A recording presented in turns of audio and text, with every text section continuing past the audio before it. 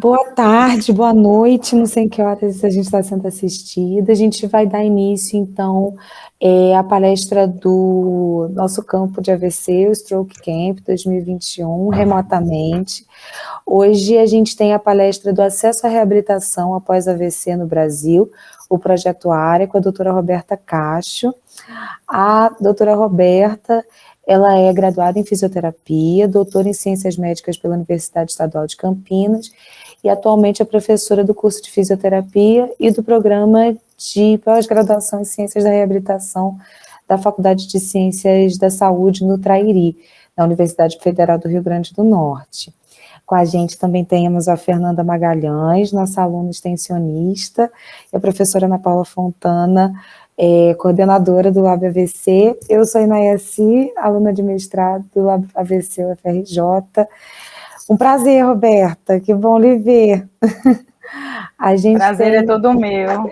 Ai, que bom. A gente tem algumas perguntas dos universitários, então eu vou deixar a Fernanda conduzir esse iniciozinho, tá bom?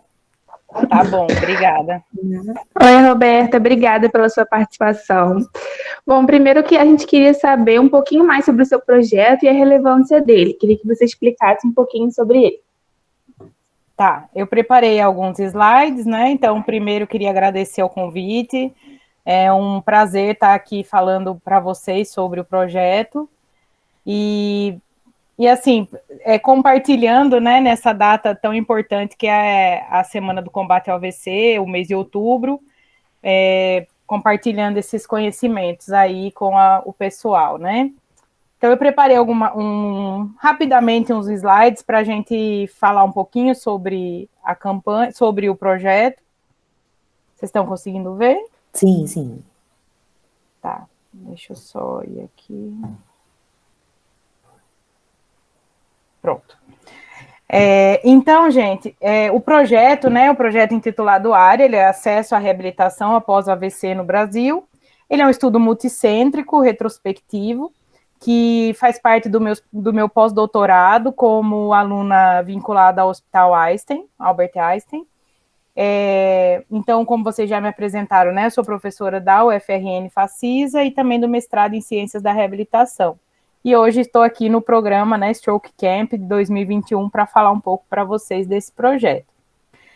Então, pessoal, assim, qual foi a motivação desse projeto, né? Esse projeto surgiu porque a gente começou, né, várias pesquisas em reabilitação, não só no Brasil, mas como no mundo todo, mostra que há uma grande lacuna entre a alta hospitalar do paciente e ele chegar a um serviço de reabilitação. E isso acaba, às vezes, demorando muito mais do que a gente gostaria, né, inclusive atrapalhando o processo de recuperação.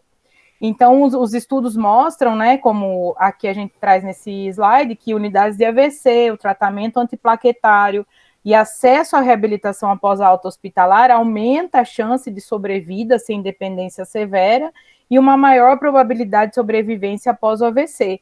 O início precoce da reabilitação, ela inclui melhorias, né, na deglutição, mobilização precoce e também o acesso à equipe multidisciplinar facilita a aquisição desses efeitos positivos, né?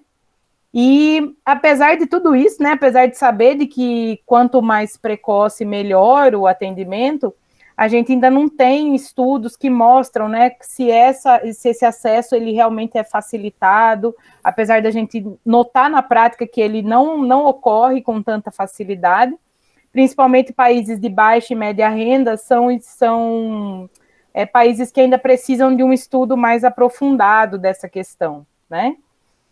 E aí, alguns estudos no Brasil, como o de Minelli, em 2009, viu que os pacientes entravam, né, em a reabilitação ambulatorial muito restritas ou, às vezes, nem ingressavam nessa reabilitação. E que a ausência de serviços de reabilitação com internação hospitalar após a fase aguda do AVC era um grande problema, né? E que gerava essa não adesão a um processo de reabilitação completo. Também em 2017, a Academia Brasileira de Neurologia através da publicação deles, que é a AB News, ela publicou um questionário enviado aos neurologistas afiliados na academia. Foi um N de 369 médicos que responderam que 80% achava inadequado o acesso à reabilitação. Então, a partir desses dados, levantou-se, né, essa questão e essa necessidade de a gente entender o que acontece, por que esses pacientes não chegam à reabilitação. E aí, reforçando aquilo que eu falei para vocês, se a gente tem aqui, né, uma plasticidade endógena do 1º ao 7º dia, né, até os 6 meses de lesão, a gente tem essa facilidade, principalmente nos primeiros 3 meses, a gente está aí demorando 1 mês, 2 meses, já é 2/3, 1/3 do tempo perdido, né, de plasticidade que a gente poderia estar ajudando esses pacientes. E isso eu digo não só para fisioterapia, minha formação em fisioterapia, mas em todas as áreas, né, a fono, a TO, a nutrição, todas as áreas que podem estar envolvidas no processo de reabilitação. E aí, então, a professora Adriana Conforto, ela é a minha orientadora, e ela é a pesquisadora principal desse estudo, a responsável. Esse estudo está registrado pelo Einstein, e nós, então, juntamos, né, foi feita uma força-tarefa aí entre vários estados no Brasil, onde essa rede se formou lá em 2018, mas o estudo foi só efetivamente registrado e aprovado em 2019. São, então, esses estados envolvidos em Belém do Pará, Teresina, Piauí, Fortaleza, no Ceará, Natal e Santa Cruz, aqui no RN, João Pessoa, Salvador, Goiânia, Rio de Janeiro. Em São Paulo, a gente tem mais centros, que é localizados em São Paulo, Matão, Campinas, Botucatu e Ribeirão Preto, em Joinville e em Porto Alegre. Então, é um estudo que vai procurar entender, né, esse acesso à reabilitação no Brasil, né, dividido em vários estados, e também procurar identificar se há diferença nos estados mais localizados mais ao norte, ou nordeste, ou mais sudeste, qual é essa diferença, talvez, no acesso à reabilitação. E aqui está o nome de todos os pesquisadores, incluindo a doutora Ana Paula, né, que faz parte também aqui do nosso estudo. Então, só para vocês entenderem qual vai ser o nosso objetivo, né? Na verdade, o estudo está em andamento, né? É avaliar o acesso do paciente a pelo menos um profissional de fisioterapia após alta hospitalar, isso como um desfecho primário, e secundário é avaliar o acesso a outros profissionais da equipe, como terapia ocupacional, nutrição, fisiatra, neurologista, psicólogo e fonoaudiólogo. A gente vai procurar comparar, né, as porcentagens de acesso a cada um desses profissionais, se são recebidas orientações sobre reabilitação até os 6 meses após o AVC, e qual a percepção dos pacientes e familiares sobre as opções de reabilitação. Então, o projeto resume-se na aplicação de um questionário elaborado para a pesquisa. Os pacientes eles serão avaliados entre os 6 meses a 1 ano após o AVC, mas eles farão referência no questionário ao período dos primeiros 6 meses, de 0 a 6 meses após o AVC. Por isso que é intitulado uma pesquisa retrospectiva, né? Eles são avaliados entre 6 e 1 ano, mas eles fazem esse histórico, né? Essa retrospecção aí, essa retrospectiva do momento lá de quando tiveram a alta até os 6 meses. Também serão avaliados quanto a rank e o NIH. Então, só para mostrar para vocês mais ou menos o que a gente pergunta, né, nesse questionário, ele é dividido em 3 seções, uma dos dados sociodemográficos, os dados clínicos, e o terceiro é o acesso à reabilitação. Nesse acesso à reabilitação, que eu acho o mais interessante, a gente vai perguntar se eles foram atendidos nos primeiros 6 meses por um fisiatra, ou fisioterapeuta, ou fono, neurologista, psicólogo, TO, nutricionista, né? Até o momento, pessoal, a gente tem, todos esses centros, apenas um centro já concluiu a sua amostra, que foi o centro de Joinville. Devido à pandemia, a gente teve dificuldades em continuar esse estudo, e, como eu disse, ele foi registrado em 2019, aí 2020 era a etapa da coleta de dados e acabou muita coisa não podendo ser realizada. Então, ainda nós temos somente 3 centros em coleta, e um deles, que é o de Joinville, que já finalizou. Então, no momento, eu ainda não tenho um dado concreto para dizer a vocês, né? Mas desses centros, que é na Bahia, a Unesp de Botucatu e o Joinville, a gente já tem assim um panorama de, por exemplo, o fisiatra ser um profissional que não é encaminhado, né? Os pacientes muitas vezes até desconhecem a profissão fisiatria, não sabe que existe, ou nem sabe qual foi o médico que atendeu, se era fisiatra, se era neurologista. E a gente vê muito mais a ação do fisioterapeuta, sim, mas muito pouco dos outros profissionais, né? E a gente pergunta, foi estabelecido um programa de tratamento, quer dizer, não só a consulta, mas foi feito um programa, uma sequência de sessões e o que ia ser realizado? Se sim, o paciente responde, né? Quanto tempo e número de sessões. Na alta, se ele foi encaminhado a algum serviço de reabilitação ou se procurou o serviço por conta própria. Se durante a internação ou após a alta ele recebeu alguma orientação sobre o AVC, aí nesse quesito a gente pergunta posicionamento do braço, se ele recebeu orientação quanto à alimentação, se ele poderia realizar atividades físicas ou não. Então, para saber se esse paciente, né, foi orientado de alguma forma. E a última pergunta é mais sobre as opções de atendimento, né? O paciente gostaria de receber sua fisioterapia onde? Em hospitais de internação, em centros de reabilitação ou ao domicílio?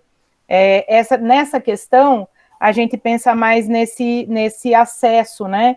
Como eu tenho dificuldade em ir para o serviço, talvez a domicílio fosse melhor, ou num centro próximo da minha casa, ou um hospital de internação que eu vou interno, fico 2 meses, mas estou lá, né, direto.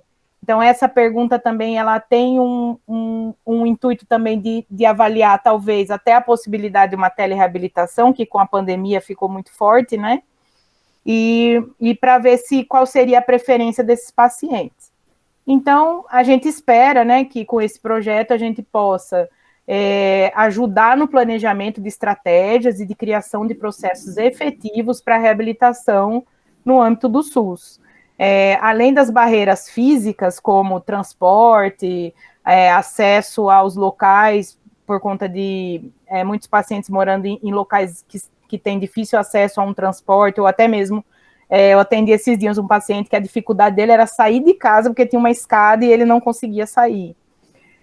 Então, além disso, são os outros processos, né, como processos de encaminhamento, a referência que é feita do hospital, que às vezes não chega na unidade de saúde, não chega num serviço, o paciente fica um pouco perdido na rede. Então, acho que essas questões, além dessa parte do acesso físico, também existe o acesso, vamos dizer, atitudinal, né, que às vezes demora um pouco para essas coisas acontecerem, e como a gente viu, quanto mais eu demorar, menos chances de reabilitação, aproveitar aquela fase eficaz eu vou ter, né. Então, como eu disse, até o momento a gente não tem nenhum dado concreto, porque são ainda poucos centros, mas essa é a visão geral do projeto. Perfeito. Perfeito. É um projetão, né? Bom, obrigada pela apresentação. Ficou muito boa, ficou bem clara. E aí agora eu queria fazer algumas perguntinhas sobre o projeto, né? Para deixar um pouco mais esclarecido, principalmente quanto à equipe multiprofissional. Qual a importância da equipe multiprofissional, tanto na fase aguda do paciente, quando ele ainda está no hospital, quanto na fase crônica, depois no ambulatório, né? E além disso, eu queria saber também se o tratamento com o fisioterapeuta, ele ainda é muito dependente do médico, assim, né? Do encaminhamento do médico. Infelizmente né? Porque, assim, o que eu vejo é que quando o paciente ele tem alta do hospital, nem todos os hospitais trabalham com um processo de alta multi. Então, a alta quem passa é o médico, né? Ele faz o encaminhamento, às vezes não faz, e o paciente, é isso que eu disse, ele realmente fica perdido, ele não sabe para onde ele vai. Ele volta para casa com aqueles encaminhamentos e fica esperando acontecer alguma coisa, né? Às vezes eles procuram Secretaria de Saúde ou deixam um nome numa lista, num serviço, e fica aquela lista demora, principalmente a gente trabalha em serviço escola, que dependemos da situação do número de alunos, para você ter número de vagas para oferecer, né? Eu acho que essa transição ela fica um pouco perdida, porque justamente do hospital não vem, né, esse encaminhamento. acontece muito, né, de a gente chegar no hospital e o paciente já ter tido alta, né, você nem ter feito uma orientação final para ele. Então, acho que essa questão do encaminhamento médico da alta hospitalar, sim, é muito dependente. Apesar de sermos profissionais de primeiro contato, nem sempre há uma busca ativa, né, pelo fisioterapeuta. Fica-se realmente na dependência desse encaminhamento médico.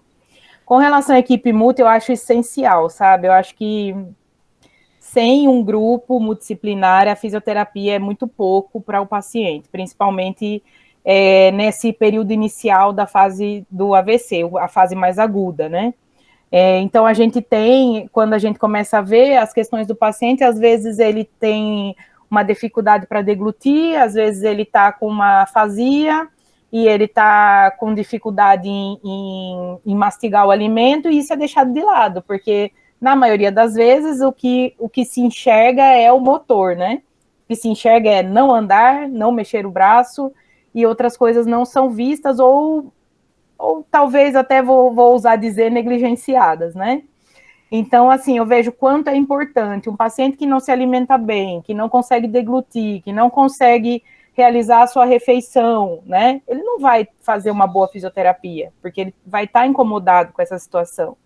Aí o paciente que está, a vida muda completamente, né? Então eu costumo dizer aos meus alunos, é um acidente, né? Por isso o nome já diz, é um acidente. Ele não dá avisos, ele do dia para a noite ele muda a conformação familiar e aquilo vira uma bola de neve, porque vai somando vários fatores e a família precisa de um apoio psicológico, né? Não só a família, como o paciente, é extremamente importante. Temos também a atuação do fono, né? Como eu já disse, a atuação do nutricionista, o quanto é importante, né? Na alimentação. O fisiatra, que é um médico que hoje acaba sendo bastante esquecido nesse processo de reabilitação, e eu acho de extrema importância, seria o parceiro, o nosso braço direito, né, do fisioterapeuta. A terapia ocupacional, que é fantástica para reingresso desse paciente nas suas atividades ocupacionais, de vida diária.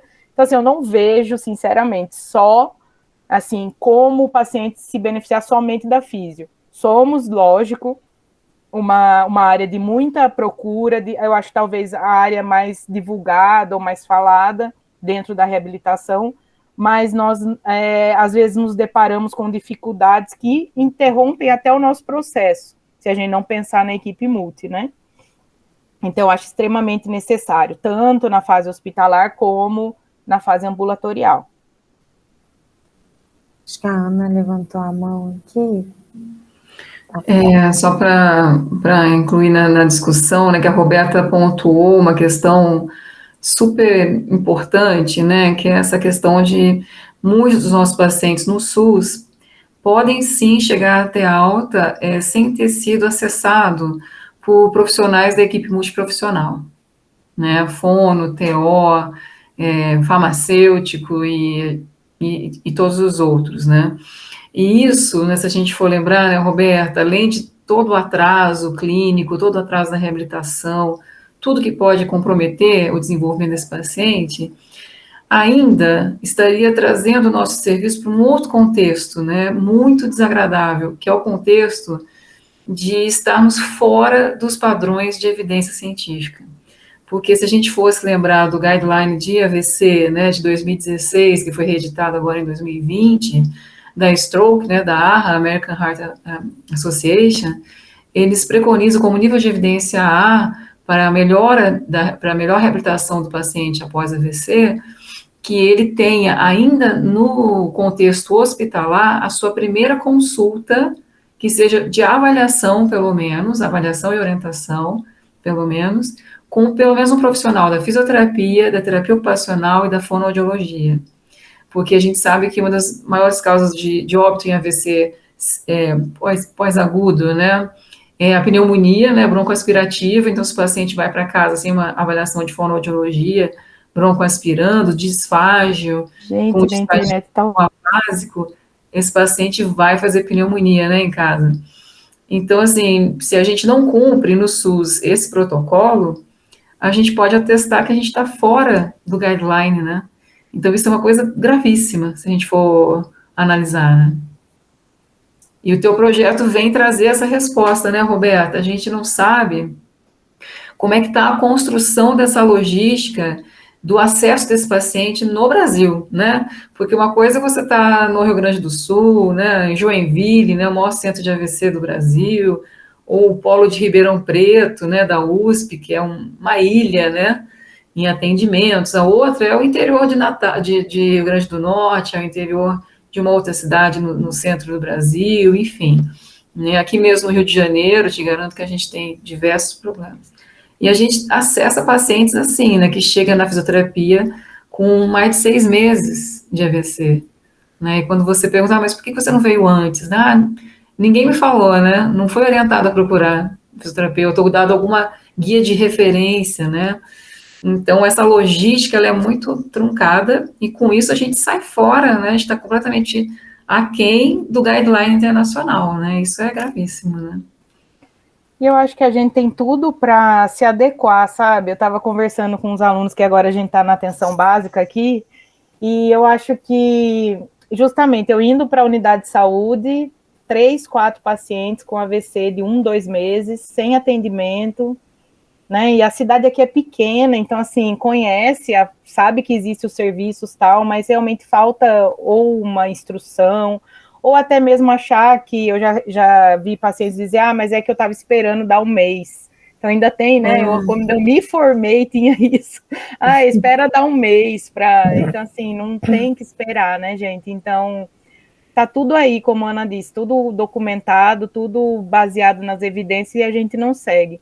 E se a gente pensar que a gente está num período assim de tanta informação, de tanta tecnologia, todo mundo hoje tem um smartphone, ou pelo menos um vizinho tem, um filho tem, né, um neto, e todas as unidades têm um computador, poderia se ter um acesso muito mais fácil nesse gerenciamento que não tem, né, nesse encaminhamento. E eu concordo, Ana, com relação às regiões do Brasil, acho que a gente tem, sim, diferença, né, mas a gente não sabe, né, a gente não documentou isso a gente conversa com um ou outro, e nota essa diferença, mas aí o estudo ele vai trazer os dados, né, justamente dessa diferença regional. Perfeito.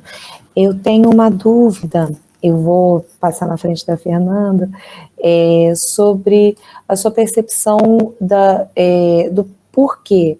Por exemplo, me chamou bastante a atenção você falar sobre os pacientes não conhecerem o fisiatra, e o contrário, né, também ocorre, porque esse paciente também não é encaminhado para um fisiatra ou para o outro profissional de saúde. Eu fiquei especialmente, isso me marcou especialmente porque a gente sabe, né, que existe todo um encaminhamento, a gente ainda depende de encaminhamento pela equipe médica, né, em muitos serviços, e assim, o fato dele não ser encaminhado justamente para um especialista para aquele cuidado me chamou bastante atenção, né? Eu queria entender de onde vem, né? Quem deveria procurar quem, né? E a partir disso também o restante dos profissionais, né? É uma carência de informação, é carência de profissional, ou é de falta de coesão da equipe multi, né? Um lugar com algumas peças dessa equipe faltando. Queria que você falasse um pouquinho. Então, no Brasil a gente ainda não sabe, né? Vamos ver se a gente consegue alguns dados com esse projeto. Mas em alguns outros artigos do exterior, a gente vê que hospitais que são referência, que são unidades de AVC, eles possuem um encaminhamento mais eficaz. Porque na unidade de AVC, que tem não só a emergência, mas tem também a continuidade, pelo menos nas 2 próximas semanas após o evento, eles trabalham com uma equipe multi, focada no AVC, especializada para aquilo, e os encaminhamentos parecem ocorrer de forma mais eficaz, sim, porque já vem de um grupo dentro do hospital, treinado para aquilo, né, e feito esse encaminhamento. Quando os hospitais não são referência, ou não são hospitais de unidade de AVC, nem sempre você tem todo esse grupo de profissionais trabalhando, né, dentro do hospital, e realmente daí fica muito mais a cargo do médico fazer esse tipo de encaminhamento, que nem sempre é visto de forma tão global, né.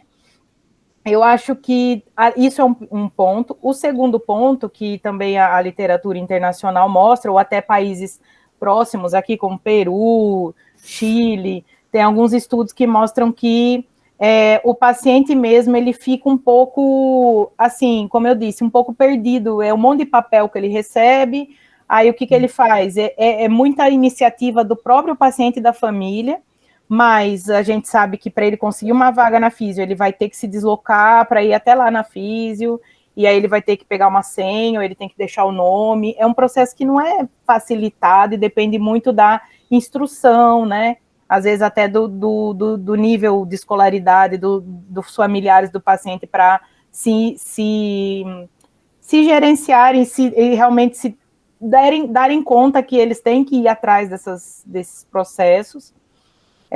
O outro problema é o acesso físico, né? É o transporte. Então, nem todas as cidades estão preparadas para um transporte com deficiente, né? Então, mesmo que seja com ônibus ou metrô ou cidades maiores, você tem que esperar aquele ônibus adaptado, ou você tem que agendar um carro, que é o carro que faz o transporte dos deficientes, e é um processo burocrático muito grande. Às vezes os pacientes demoram para chegar, porque demorou para conseguir o carro, porque não tem familiar que leve, porque o filho trabalha, mas não sei quem trabalha, mas não sei quem... E eu vejo isso até em pacientes com AVCs jovens, né? Jovens que têm AVC. Porque é uma situação inesperada, né? Era uma pessoa produtiva, proativa, que vivia por si, e de repente ela precisa de alguém para cuidar dela, com 40 anos, com 35 anos, e é uma estrutura familiar que mexe muito, né? Então, eu acho que esse acesso, ou esses encaminhamentos, eu acho que falta um pouco de treinamento, né? Como eu disse, as unidades de AVC são os modelos, né? São as bases modelo para esse encaminhamento ser mais eficaz, mas nem toda cidade tem, né? Nem toda cidade tem, nem todo... Aqui mesmo no estado do Rio Grande do Norte, nós não temos nenhum hospital, unidade de AVC, então você dificulta, né, esse processo. Roberta, mas eu estava pensando aqui, mesmo tendo a unidade de AVC, né, é para um estágio agudo, né, e essa equipe não necessariamente tem o conhecimento de onde estão os centros, né, na mesma cidade, às vezes, aqui no Rio, por exemplo, talvez ela não conheça, não sabe como indicar, para onde eu mando esse paciente, né, então, para uma rede grande, né, ou tem algum hospital mais próximo da casa dele. E aí, no nosso caso, vai para um sistema, né, que é do Estado, e que acaba vendo onde tem vagas, né, mas esse sistema ele não é atualizado diretamente, né, então o paciente às vezes não tem vaga no serviço e o paciente não tem acesso. Então, eu estou aqui pensando, se você, né, com o desdobramento do projeto, eu sei que ele está mais lentificado nesse período, né, 2020, 2021, por causa da pandemia, mas como desdobramento desse projeto, se você não pensa em ter algum produto, né, vamos chamar assim, algum produto do projeto, de fazer, por exemplo, uma plataforma, né, digital, um aplicativo, em que cada um na sua região colocasse ali, né, olha, então, aqui no Rio, tem um polozinho ali na UFRJ que atende, tem 10 vagas aqui a cada 6 meses, em São Paulo tem 2, 3 lugares que eu tenho tantas vagas a cada tantos meses, e colocar o contato, né, dessas pessoas, porque talvez a gente fazendo uma rede, né, uma rede de polos, desses polos que você está levantando, né, com o área, por isso que eu acho que é a importância do projeto, viu, Roberta? A inovação, né, o ineditismo do projeto, eu acho que está justamente aí, né, de você conseguir fazer uma exploração de levantar quais são esses centros e como que eles funcionam, e aí tentar amarrar isso numa rede, né, de pesquisadores, professores, ou até centros de atendimento mesmo, mas que seja divulgado, né, que as pessoas conheçam efetivamente, né. Com certeza. Senão fica restrito cada um na sua área ali, e nem a pessoa da própria universidade, às vezes, não conhece. O médico do hospital universitário, não conheço, acho que não tem aqui ambulatório de AVC. Você já passou por isso, mas a gente já passou, por isso que eu estou aqui indignada, né?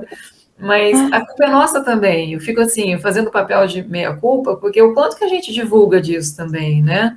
O quanto que a gente está com isso levantado, colocado em cadeia, colocado numa rede de divulgação, né? A gente também tem que fazer esse trabalho, né, de contra-referência, né?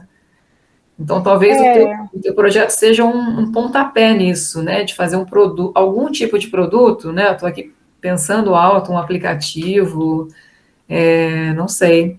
Podemos pensar aí juntos com os outros pesquisadores, né, ver como fazer isso, né? Que seria de grande ajuda, né? Grande ajuda. Eu acho que, como eu disse, acho que falta aqui, por exemplo, não, esse sistema informatizado, ele não funciona. O paciente pega o papel e ele tem que procurar a Secretaria de Saúde da cidade dele, ou se tem 2, 3 serviços, que nem aqui as faculdades em Natal, por exemplo, tem pelo menos 3 ou 4 faculdades que oferecem, mais o serviço do município. Então, ele sai dando nome, sai colocando nome em lista, no local, entendeu? E aí, se é chamado em uma primeiro, se é chamado em duas, ele fica nas duas. Assim, é muito... Daí a importância da associação de AVC também, né? Se a gente for pensar também, Roberta, a importância da associação de AVCistas, né? Porque se você tem em cada, não digo em cada cidade, né, mas em cada estado ali, algum polo que concentre um pouco mais as pessoas, elas conseguem fazer trabalhos de divulgação, né? Então, elas podem começar a fazer esse trabalho de formiguinha mesmo, que seja numa rede social, ou que seja numa panfletagem, que eu acho que funciona bem, né? Pelo menos no imposto de saúde, né? Se a Associação de AVC confeccionasse um panfletozinho e colocasse nos postos de AVC, nos postos de saúde, né? Olha, você conhece tais e tais centros da sua cidade que tem atendimento ao AVC, né? Eu acho que essa articulação, essa logística, né, de articulação de redes, né, a gente não está sabendo fazer no SUS, né? É o que me parece. É o que me parece. Eu acho que o teu projeto vai ser uma base fantástica para isso, né? Da gente aprender a fazer essa rede e levantar esses centros, né?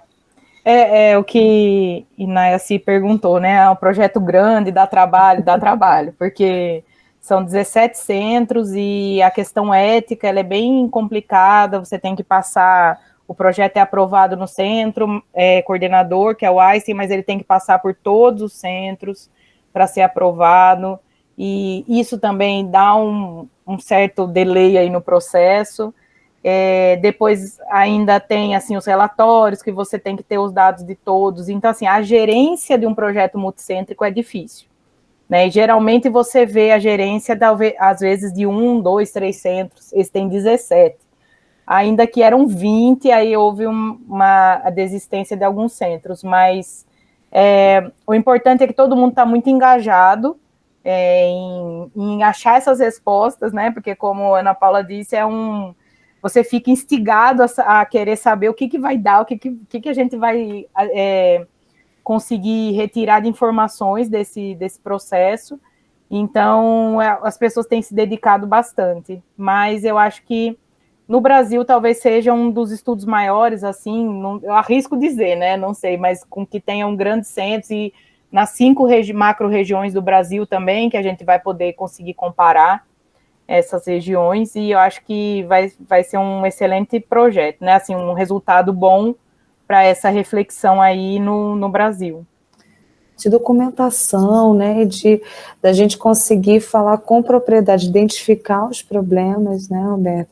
Porque, por enquanto, a gente sabe pela prática, né? Isso. A gente não tem uma documentação sobre isso, né? A gente não tem como afirmar, inclusive das diferenças regionais, né, as necessidades de cada. Muito, muito interessante. É um projetão, mas eu acho que ele vai mudar bastante coisa. Bastante coisa. Eu achei bem, bem legal, assim, essa percepção também da educação em saúde, né? Os pacientes, eles acabam tendo pouca instrução, independente do nível de instrução formal, né? Eles acabam sendo pouco instruídos sobre o que fazer depois do AVC, né? Aguardar 1 mês, imagina, para iniciar o processo de reabilitação, ou, seja ele qual for, né? Fonoaudiológico, nutricional, fisioterapêutico, por conta dessa falta, né, de informação em saúde, e talvez a articulação entre as associações, né, de pacientes, entre a sociedade mesmo civil, né, para conseguir fazer esse último elo que falta, que talvez, eu acho que o elo que esteja faltando seja essa articulação entre os próprios pacientes mesmo, como a Ana falou, né? Que eles estejam participando mais ativamente do processo. Isso é a prerrogativa do SUS, né? A nossa participação como pessoas, me fugiu o termo, mas enfim, da comunidade, é uma prerrogativa do SUS, mas eu acho que isso ainda falta um pouco, né? E talvez com essa documentação a gente consiga, com isso documentado, planilhado, visto, publicado, a gente consiga articular, provar que precisa, né? Por enquanto é só um sentimento. Então, a pandemia ela mudou um pouco o rumo do projeto, até sobre o acesso à reabilitação, né? Porque alguns dados começaram a ser coletados no início de 2020, entre janeiro e fevereiro, e depois, praticamente, vai ser um estudo de acesso à reabilitação na pandemia, porque o período, né, onde a gente vai precisar dessa memorização do paciente, vai ser o período da pandemia, né? Inclusive, eu estava conversando com a Adriana sobre isso, e a gente viu que esse pode ser também um estudo que vai além dessa novidade, né, que não existe, mas ele acabou sendo, ele vai acabar sendo, na verdade, um reflexo desse acesso à reabilitação durante a pandemia. Sinal dos tempos. Porque os pacientes que a gente estaria completando um ano de AVC agora, por exemplo, tiveram AVC na pandemia, né? Então, é esse período que a gente precisa desse paciente, né? Esse um ano, esse paciente teve AVC em outubro de 2020. Então, provavelmente, né, esse resultado será de um acesso ainda mais dificultado por conta da pandemia. Outra coisa que a gente pensou no início, né, nesse processo todo, sempre foi a telereabilitação, justamente por conta desse difícil acesso. Quando a gente fala de acesso, a gente pensa na barreira física, né? Ou do transporte e tal, mas a gente sabe que não é só isso, como eu já expliquei, né? Eu coloquei algumas situações. Mas é a principal, uma das principais que é vista é isso, é essa dificuldade, né?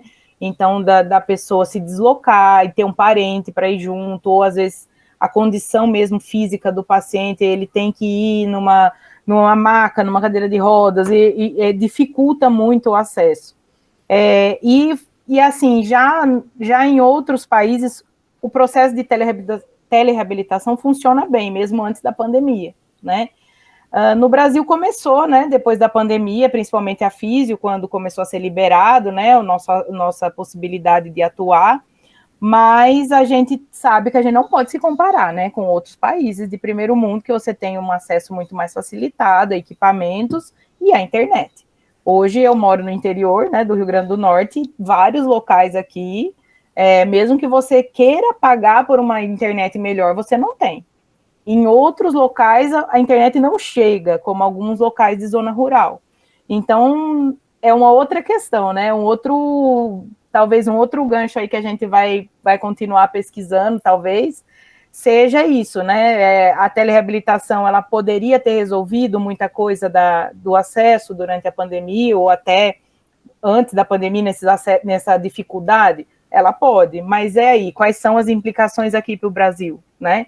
Porque a gente não pode dizer que a telereabilitação funciona no Canadá, então por isso ela vai funcionar para a gente. Não podemos nos comparar, né? Temos que analisar até que ponto essa telereabilitação ela é eficaz aqui para a gente, né? Na nossa cultura e na nossa sociedade, né? Com essas dificuldades de internet, ou mesmo até de compreensão de um exercício via tela, né? Uma orientação que, ao meu ver, ainda é um pouco dificultada. Eu não colocaria a telereabilitação como 100%, porque ainda a gente não tem esse dado também, né? A gente não sabe até que ponto essa telereabilitação ela é eficaz no Brasil. A gente ainda não tem. Roberta, eu queria te agradecer imensamente. Eu acho que não só para a gente, né, não só nós três aqui, eu acho que muitos alunos, né, muitos profissionais, mas sobretudo muitos alunos vão ser assim enriquecidos com a sua fala e também de levar esse olhar, né? Tudo no campo de AVC que a gente faz é desejando que a pessoa leve aquela fala, que ela fique ecoando para o resto do ano, para o resto da vida profissional, pelo menos acontece comigo há muito tempo, eu espero que aconteça para todos. Foi um prazer conversar com você, uma pena que a gente tenha pouco tempo. Está travando um pouquinho. Perdão, tá, deu certinho? Para mim tá certo. Mas eu espero que a gente continue a ter notícias do projeto e que você continue trazendo, talvez no próximo campo, quem sabe presencialmente. A gente e essas são as vantagens. Eu acho que também, como tudo na vida, né, assim, tem os dois lados, né, e o campo de forma virtual, nós tivemos uma perda gigantesca, né, é a perda da gente não poder receber o paciente, o familiar, né, presencialmente, mas, por um outro lado, a gente teve o ganho, Roberta, de poder trazer e ouvir pessoas de tão distante, né? Eu jamais conseguiria trazer você do Rio Grande do Norte para passar aqui no campo, presencialmente no Rio de Janeiro, e a pandemia acabou nos proporcionando isso. Então, assim, tem um lado bom, né? Tudo tem um lado bom, e te agradeço imensamente diante de toda a tua demanda aí de tempo, de trabalho, você dispensar esses minutinhos aqui com a gente. Eu acredito que muitos profissionais de saúde vão despertar nessa necessidade de inter-relação, né, de saber como é que a gente pode se conectar com os centros próximos a gente, e saber como é que pode ser construída uma rede, né, de comunicação entre os centros que atendem efetivamente a AVC, né. Então, te parabenizo muito pela iniciativa, você e a professora Adriana Conforto, né, da USP, do Hospital Albert Einstein também, pela iniciativa, né, brilhante. Acho que vai fazer uma diferença na ciência brasileira, assim, incrível, e mais do que isso, né, a ciência que volta para o SUS, né, que é transformadora. Isso olha que coisa, né, o que o estudo, o que a universidade pública também pode proporcionar, os centros de pesquisa em geral, né, como o Einstein também pode proporcionar, que esse é o objetivo, né, de uma pesquisa acadêmica, voltar e imprimir, né, a sua modificação na clínica, no serviço público, no gerenciamento de saúde, né, então isso que é fantástico, parabéns, viu? Obrigada. Eu que agradeço a oportunidade, gostei muito de estar aqui com vocês hoje. Eu acho também, viu, Ana, que o processo da pandemia nos afastou, mas nos aproximou, né? De alguma forma aí nesses processos de remotos, nessas palestras que são possíveis. Gostei muito do convite, fiquei super feliz de poder estar aqui com vocês hoje. E estou sempre à disposição, viu? Me convidem mais vezes, eu gosto de falar, aí eu venho mais vezes aqui para conversar com vocês. Obrigada. Obrigada, Roberta.